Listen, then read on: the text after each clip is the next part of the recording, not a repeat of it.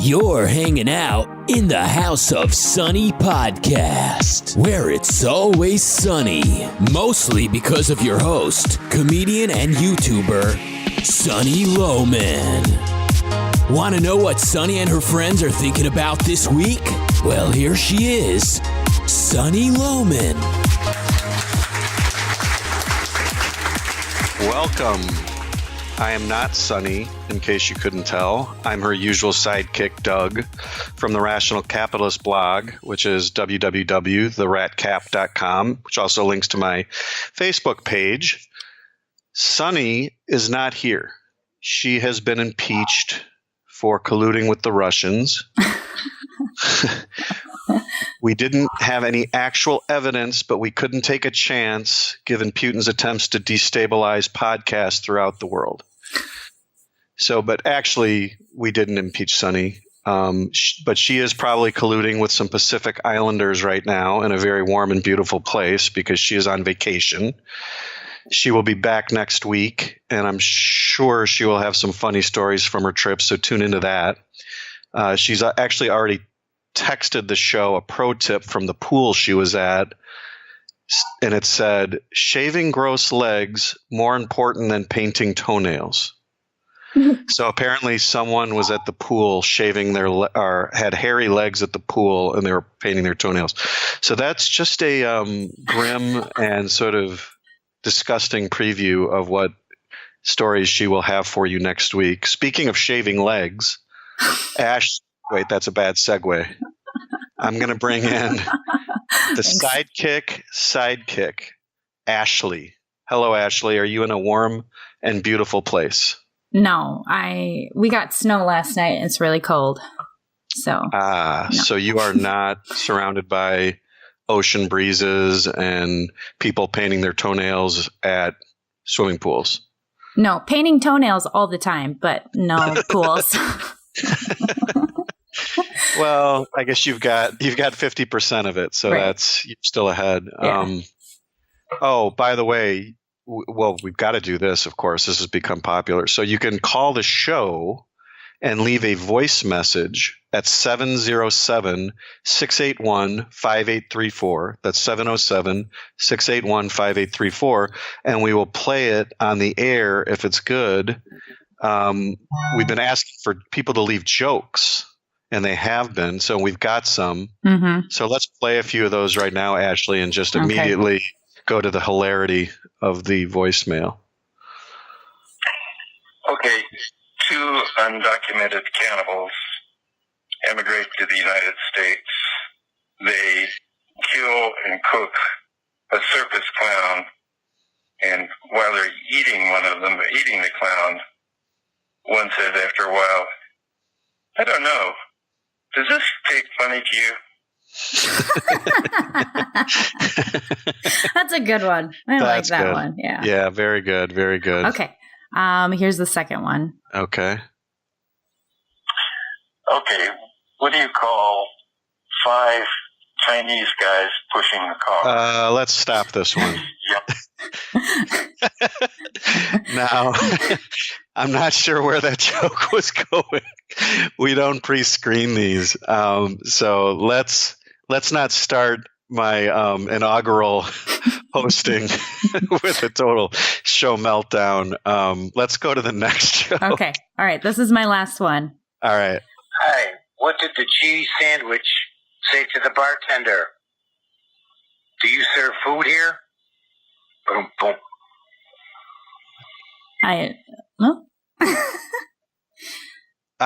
get it. Because he's a cheese sandwich and he's wondering if the bartender will serve him. Okay. I'm a little slow on those. Yeah. By the way, the Chinese one, that could have been very funny. I'm not sure. We'll listen to it later, but we'll just move on from that one. Those are pretty good. So keep those coming. That's great. Yeah. Keep sending them in, or keep calling them in, and we love reading them. So, speaking of pools, Ashley. Mm-hmm. So Sunny was at the pool, right? Yeah. I have to ask you a question. Okay. So you've been to public pools with your kids, right? Like water parks and stuff? Yeah. So I have some thoughts about public pool etiquette that I need now that I've wrestled control of the podcast away from Sonny. I can finally speak my mind for just a few brief moments. I've been liberated to speak truth to the masses. I'm going to take this opportunity, but so if you're a dad, like if you're a buff guy and you're in really good shape, or you're a young man, whatever, you look good, by all means take off your shirt, walk around the pool, whatever. I think moms need the excitement, right? Like that's my wife would agree that that's fine. But if you're kind of like me, like middle-aged, paunchy dad, you have a dad bod.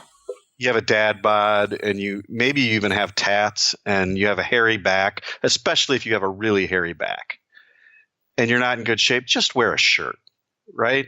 Like I'm the guy that wears the shirt. I just think it's kind of disgusting to expose myself. Like I wouldn't walk around my neighborhood I would mow my lawn without a shirt or something, or answer the door. Like why do people feel it's okay to go into public and just completely expose themselves? Do you agree with that? I don't know. I feel like if you're at a pool, you should be able to take your shirt off and not worry about it. I don't know. I mean, I guess it's to each his own, right? Well, I'm not saying you politically can't do it. I mean, I'm saying I'm not saying like they should arrest. Well, maybe they should arrest you. I'm not sure. Like maybe there should be a guy at the door that does the evaluation. But what about women too? Like women. Well, now I think they get more leeway because the female body I think is objectively more beautiful. But let's also have some standards here too. I'd say like 90% of women are 75% of women are okay, but I think like certain moms, like wear a mom swimsuit, like the one that has the skirt and stuff. Like if you're not in particularly great shape, that's fine. Yeah. I just think it's odd that people like I would never go to someone like if you go to someone's house and you're visiting them or you're saying hi to your neighbor, if they were standing there in their underwear with their shirt off or something, you'd be kind of freaked out. It would be kind of an awkward situation. But when we go into these pools, it's like everyone's standing around in their underwear, just completely exposing their bodies. Like some people are just not in good shape at all. And we're just all comfortable. It's like once you enter the pool area, you just expose yourself and everyone accepts it. No one says anything. Well, what do you think? I think women have a little bit more of like a leeway because we can get swimming suits with skirts or, tankinis that are like shirts. Right. Whereas men, unless you put on a wetsuit, I'm going to go to the pool in a wetsuit. That would be fun. Yeah. Well, right. I don't think that's unreasonable. Like, I actually think there's an inverse correlation between what people look like and their willingness to expose themselves. Like have you found that too? Like if you're really pretty grossly out of shape, and I put myself in that category. I regard myself as being grossly out of shape. It seems like the more you're like that, the more willing you are to just say, screw it. Well, this is what I am. Yeah. Deal with it. Well, not necessarily. I've actually lost a bunch of weight within the last couple of years, and I went from wearing like a tankini and the skirt and like trying to cover as much as possible. And I actually bought my first bikini, and I'm excited about it. I'm excited about showing a little more skin and like, but that's okay. I mean, I think you've earned that. I'm saying if you've earned the right to expose yourself, do it. Yeah. No, totally. I'm all for that. If you're in great shape, please expose yourself. I'm begging you to expose yourself. If you're a hot girl and you're at a pool, take it all off. Well, I'm speaking to people like me. I'm just speaking. Right. I know, but that's my whole point is like when I was overweight, I wore as much swimwear as possible. Yeah. So, yeah. So now I have a concept. I want to run this by you. I think this is funny. So you know what anorexia is? Yeah. Okay, that's where you're grossly underweight, but you're under the delusion that you're overweight.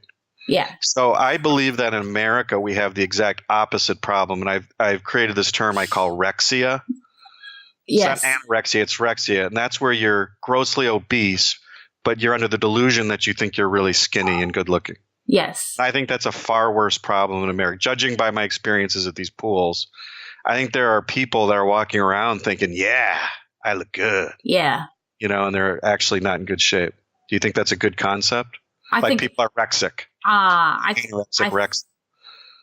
think it is a real thing. I think you're onto something for sure. I'm not, it's kind of funny, but I'm actually serious. Like, there's got to be a delusion where, you kind of see yourself and you don't quite see yourself in the right light. And, right. You think, hey, I'm looking pretty good, and you're just, disgusting. But so anyways, all right. Well,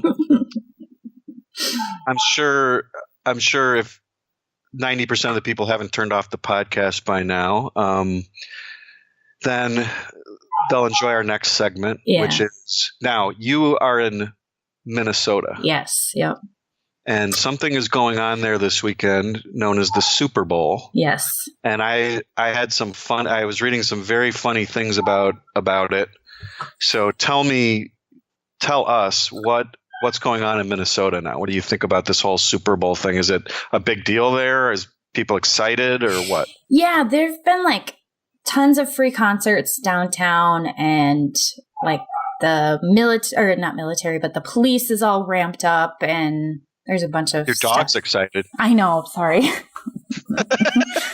Always. He's just excited about the Super Bowl. That's fine. Yeah. No, he's we're big football fans here. So apparently, yeah. Now, so the backstory, in case someone's not a football fan, is the Minnesota Vikings actually played in a championship game in Philadelphia for the right to go into the Super Bowl, which coincidentally was in their own town, Minnesota. So it would have been the first time in history that a team would have played a Super Bowl in its own home stadium. So not only did Minnesota lose in Philadelphia, but then they had the shame now of having to return home and welcome the fans of the team that just beat them, the Philadelphia people, into their city. And on top of it, there was a huge controversy after and during the game because the Philly fans were so abrasive and out of control and hysterical that and there's all sorts of videos that have gone viral about the Philly fans. Philly fans are notorious for being pretty crazy. I mean, their own cops greased the lampposts. Right. That is a sign that your fan base is a little out of control. Yeah. When cops are greasing light poles. Right. And it didn't work. They still climbed them. Well, I saw a video of like a guy driving a dune buggy up the Rocky Steps. Oh, did you see that one? No. Yeah, it was they were like burning things and rioting. Oh my gosh. It was just crazy. But the aspect of it that applies to Minnesota is they were throwing beer cans at the Minnesota fans. Oh, throwing beer cans. I mean, throwing beer at them. And like, it was awful. Like at the game, they were throwing beer at them. When they were walking into the game, they were throwing beer at them. It was just, Minnesota nice. Everyone's nice here. Heaven forbid we offend anyone, let alone throw a beer. Like that's not how we roll. But see, the thing is that's a little bit deceptive because I think Minnesota people are sort of Al Frankenish. Remember, Al Franken, the senator. Yeah. They're kind of diabolical because he poses as a man of the people, but he's actually passive aggressive. He's kind of like a tyrannical psycho underneath the phony smile and the nice stuff. And so and by the way, I lived in Minnesota. I went to school there, so I can speak a little bit to this, although I'm not a native Minnesotan.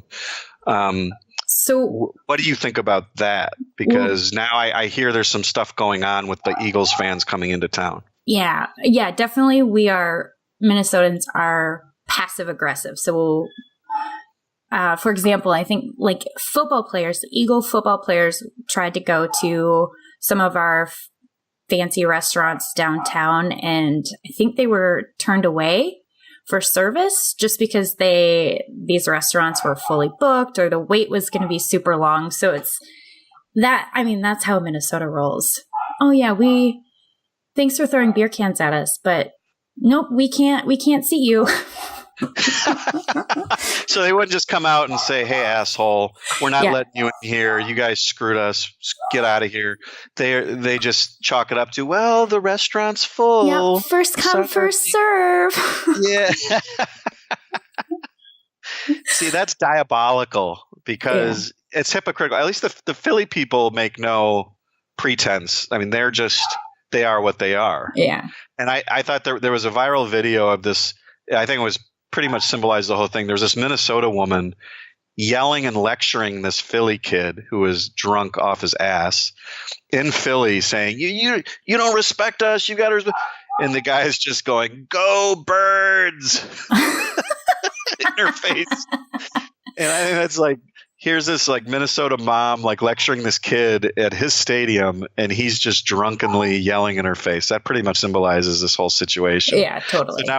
So now what do you think so you think there's more passive aggressive stuff that's going to go on between the fans? Do you think, because I don't think Minnesota fans will confront them directly. There won't be any fights or anything like that. No, I don't think there will be fights. I mean, maybe we'll grease the light poles. Hopefully they won't climb our light poles. Maybe they should let them. They should let them and just grease the top. Oh, so yeah. Let them go, and then that would be a Minnesota thing to do. That would be a Minnesota thing to do for sure. Once they get to the top, they fall. There was a funny thing I saw in the Star Tribune. I was reading this. So this is, to me, is classic Minnesota.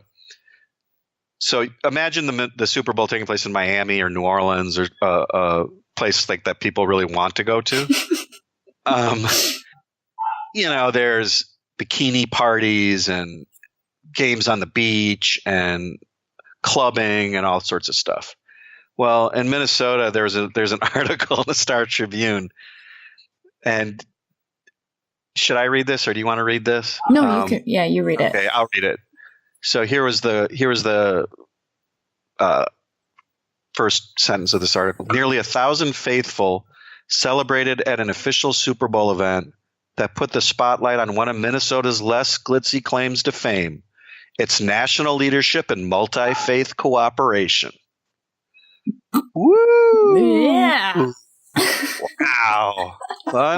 Fun. Bold Hope in the North showcased a choir of homeless people and their allies, and 2 women diverted from homelessness by the Emergency Rental Assistance Program.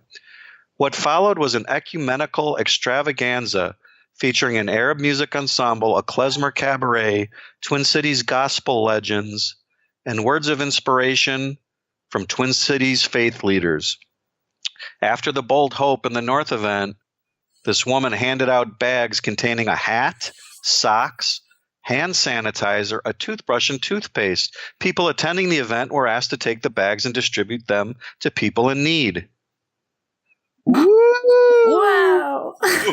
Wow. I wonder if Jay-Z and some other A-list celebrities showed up to this. Does it get any more fun than that in Minnesota? I don't know. Yeah, I guess.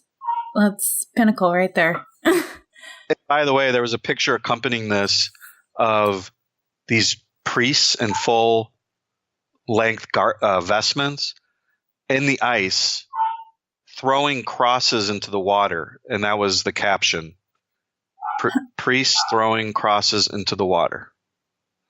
It was a pretty picture. That's what they're doing. Is that littering? That's the question that a Minnesota person would ask. Is it not is this lame or is this stupid, but is this offensive? Is it offensive to throw crosses in the frozen lake? Oh, that's actually the perfect Minnesota reaction. So this is what's going on in this place. Like, seriously? Mm-hmm.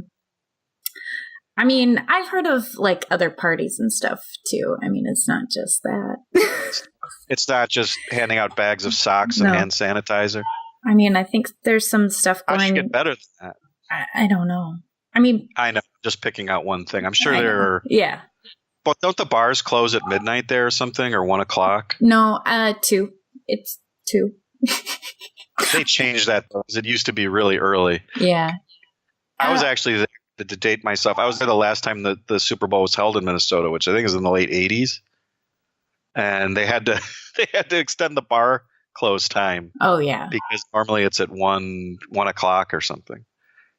We sell liquor on Sundays now. Ooh. Yeah. Really? Yeah.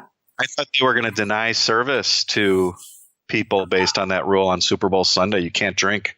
Yeah, no, they probably passed it because of Super Bowl Sunday. That's so funny. Imagine that you're not allowed to buy beer on Super Bowl Sunday. Yeah. I love Minnesota. It's so great. All right. Well, that's a good one, right? Yeah. Well, so I guess the big story, and we'll talk about this for a little bit, was the State of the Union speech.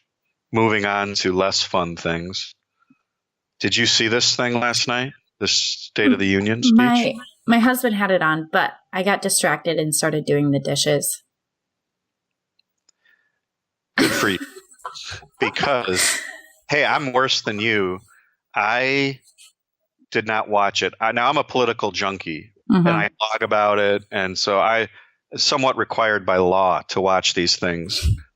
And I can't watch it. I can't watch particularly the State of the Union because of the clapping. And that's a tradition. I understand they clap after he says things, but it's sort of like, I ate a bowl of Count Chocula cereal last night. Woo! Everyone claps and they stop and they stand up. And then he says, then I brushed my teeth. Woo! And they stop the whole thing. So I can't sit through that. And most of it is just platitudes and bromides and we're all Americans here, and none of that leads to anything. I would prefer him to just say, here are the 5 things I want to do this year. What are we going to do? We're all in the same room. Let's figure this out right now while I've got everybody here. Here are the 5 plans I want to do. Step 1, I want to do this. Hey, Nancy, you over there, are you okay with this? Put her on the spot in front of the whole country. Oh, yeah. Wouldn't that be great? Yeah. And could he say, hold your applause? Yeah, don't applaud. Here's my 5 things. After each one, I'm going to go through the crowd while you're all sitting in front of millions of Americans, and you can tell them right now in the spotlight whether you're going to work with me on this or not. So that would be awesome. But of course, that'll never happen. The thing that I noticed, though, I did watch some of the coverage of it and read about it, and my favorite part was this Gutierrez guy, who's this real sleazy Illinois congressman, Democrat. They were chanting USA after something Trump said. USA, USA. Yeah. This guy gets up and leaves. He gets out of his seat and scurries away. And one of his colleagues patted him on the shoulder, like, there, Gutierrez. It's okay. It's okay. To a USA chant in the U.S. Congress. Huh. Pathetic. Yeah, no. Why did he leave? He was offended by USA? Yeah. Yeah, this Gutierrez guy is a real open borders, let everybody in kind of a guy. And he was literally offended by people chanting USA during the American State of the Union. And not only just didn't sit there and say anything, he got up and left. So that was pathetic. And there was also them panning to the various Democrats when Trump would say something fairly innocuous like, hey, we all got to work together. And they would frown, or he'd say unemployment's at the lowest rate. And they'd all just frown, not clap, not cheer. That's so childish. Yeah. And that was the one thing that I noticed is that when people were clapping, like half of the room was not clapping, which is kind of funny. And that's fine on something, maybe a more partisan policy or something. But when he's throwing out vague platitudes, if you're an adult and you're trying to get along in this body, at least clap at the platitudes. Right. It doesn't hurt you. You're not committing yourself. It's not like he's saying, hey, I want to cut government spending by 90% and you have to clap. But if he says, apple pie and puppies are great, just clap. Right. I mean, you're not hurting anyone by clapping to that. And it makes you look a little bit more honest, because when you don't clap at stuff that's such a lame platitude, that makes you look stubborn and intransigent. Like there's nothing he could ever say that you would ever work with him on. And I think that doesn't play well politically. That's my opinion. Yeah, no, I agree. You know what would be really fun? If we could figure out a drinking game to play when there's like a State of the Union. Oh, God. I mean, if you did it every time they applauded, you would be wasted in the first 7 minutes. Right? That would be fun. Or go ahead. Every time like Pence blinks or something, you take a drink. Or when he smiles. Pence has this real, forgive the pun, sort of like pensive look, but he sits there with kind of this wistful, dreamy look in his face all the time. I think it's real though. Do you know what I mean? When he kind of looks off like he's dreaming about the stars and he's sort of floating above everything, I don't know if that's an act. I kind of sense that that's how he is. He's from Indiana. He's a real religious guy. He just seems very calm and he can't believe anything bad or negative about anything. He's checking out, daydreaming a little bit. There's nothing wrong with that. Yeah, no, not at all. Or when the guys, maybe a good drinking game would be when the two guys behind him. I always think that's really awkward too. The fact that while he's speaking, you're looking at the reaction of the Speaker of the House and the Vice President who sit right behind him. And it's just such an awkward situation. I think it's funny though. I couldn't not stare at those two. Like I was waiting for someone to go cross-eyed. What would you be thinking if you were sitting there and everyone in the world is watching me right now? Wouldn't you be sort of sweating a little bit? Like just make any expression? I would be writing my grocery list in my head, but that's actually, I could see that. I think that's what Pence was doing. Totally. Something like that. Oh, I really need to pick up some cheese. Now, what did my wife tell me to pick up again? And then he reaches for his phone like he's going to text her, and he can't. He's got to sit on his hand. Oh, oops. Yeah. And I'm so addicted to my iPhone. I know that every minute I would reflexively reach for my phone to check headlines or what are people tweeting about this thing, and you'd have to wait because you can't pull out your iPhone. That would actually be funny if he pulled out his iPhone while he was sitting there. Oh, that would be awesome. That would be awesome. So anyways, well, I don't know. I wasn't that impressed with it. I think it scored pretty well. I don't know what it really means, big picture. I think half the country hates him, half the country loves him. Mm-hmm. I like him. I think he's pretty good. There's things about him I certainly don't care for, but for the most part, I think he's been actually pretty great and pretty welcoming. I think the things that he's actually doing are positive, and the people that are hysterical about him, I think, need to get over it and just move on. Mm-hmm. So, do we have any other thoughts about the State of the Union? No. All right. Sorry. That's about all we should think about it. Yeah. It's not very exciting. So let's wrap up. I think we've covered sort of all the main headlines here that I wanted to cover. Yeah. And we'll await Sunny's return next week. Do you think she's having fun wherever she is, or do you think she's just thinking about headlines? And yeah, I think she's taking a Facebook break again and doing just Instagram. So hopefully she's not thinking too much about headlines. Oh, I think, then she'll get another chip, right, for being off Facebook. Yeah. Oh, yeah. She won't be off. There's no way she's going to be off Facebook. She'll post something, I'm sure. Yeah, probably. But I'm sure she's angry about something, though. Don't you have to get your next chip? Don't you continuously have to be off for more than? Oh, good point. She has to start over the clock. She's starting over, yeah. Now, do you use Facebook a lot? I'm more of an Instagram person, but I'm on Facebook. What? Why Instagram? Just it's all pictures, right? I don't really use Instagram. Yeah. I stopped Facebook for a while just during the political season because I live in Minnesota. I was getting a lot of both sides, and I just I couldn't deal. Like, I just had to check out. Like, it was too much. And it turned into an icky place of fighting, and I didn't like it. And so I went to Instagram, and I just post pictures and follow people, and a lot of my friends are on there, so I can see their families and things like that. So Instagram is really becoming more what Facebook originally was, which was post about your family and show pictures of your family and people from your past that you can see what they're up to now and that kind of thing. Right, because you can't really link to articles or things like that. Like, you can in your bio. Like, a lot of people who have businesses will link their website in their bio, but you can't actually link you can't, in a post, you can't really link articles or things like that. So it's just like a picture. It's here, it's now. Yeah, I like it. So.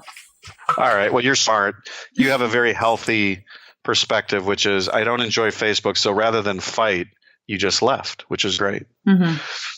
I don't think a lot of positive change is taking place due to Facebook. I don't think people are actually converting each other or listening to one another.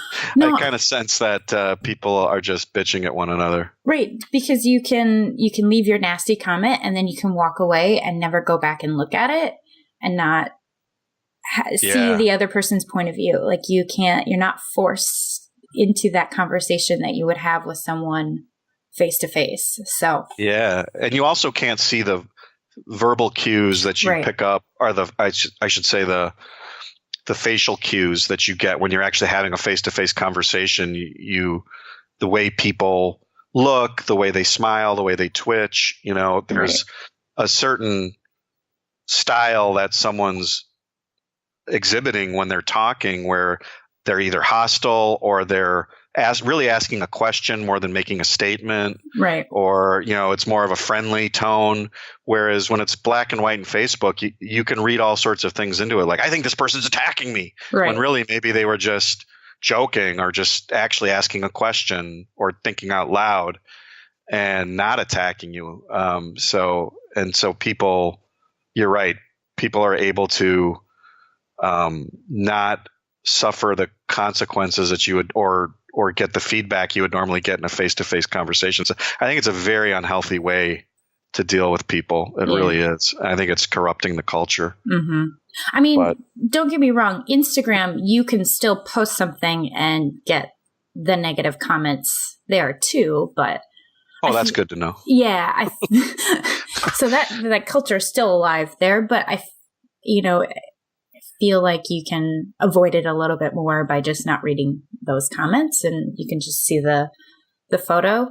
So, have you ever noticed that people in any forum, no matter what the topic is or whatever the article is, even if it's something really vanilla, every comment section devolves into an argument within about 4 or 5 posts? Have you noticed that?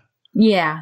Yeah. Even if it's, hey, the Dog Walkers of America held a 4K, fundraiser today. Right. Someone will start off with, that's great. And then someone will say, well, what about Trump? If it wasn't for Trump, we would walk more dogs. And then it goes down from there. Right. Or animal activists, something about someone would be offended because their dogs aren't there. How dare you walk your dog? Right. How dare you have a non-rescue dog walking, or something. Right. Someone always has. Where are the pit bulls? Yeah. Pit bulls aren't good enough for you? Yeah.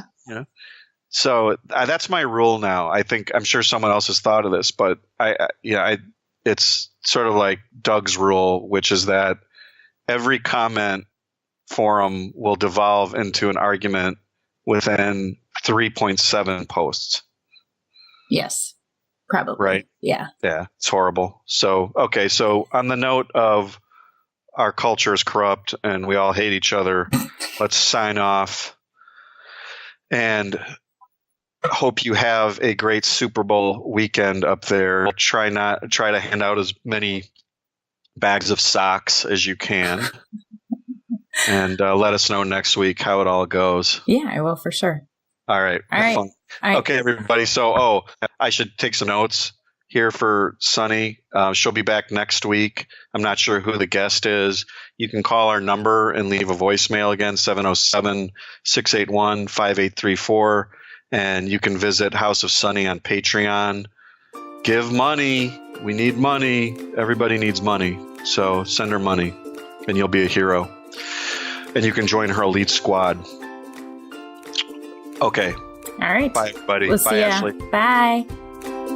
Thanks for listening to the House of Sunny podcast. Go check out Sunny on YouTube at her channel, House of Sunny.